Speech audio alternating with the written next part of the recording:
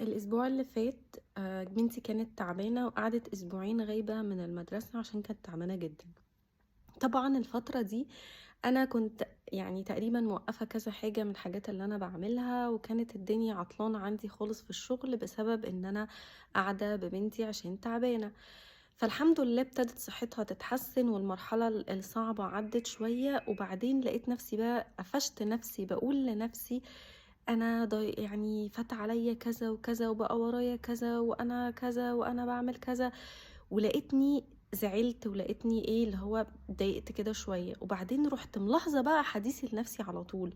الحديث لنفسي ده خلاني ابقى متضايقة، خلاني ابقى عندي مشاعر اللي هو وانا ورايا بقى كذا حاجة لسه ان انا محتاجة ان انا اعوضها وان انا اعملها. ولكن لما قلبت بقى حديثي الداخلي ده بعد لما لاحظته وقلبته، بدل ما بقول لنفسي انا كان ورايا كذا كذا، قلت لنفسي لا، انا الحمد لله ان ليلى بقت كويسة. دي اول حاجة طبعا.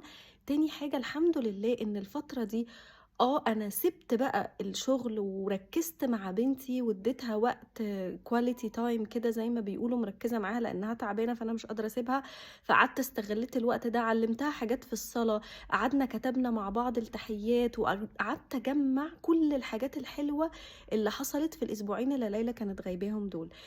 فبحاجة بسيطة اهو زي ده مشاعري بدل ما بقت بجد في الإحباط بقت في ان انا انجاز رهيب، بس عشان انا لاحظت طريقة كلامي لنفسي، بدل ما انا ما كنت مركزة على ايه اللي كان ناقص في الموضوع ده، بقيت مركزة على ايه اللي انا خدته من الموضوع ده.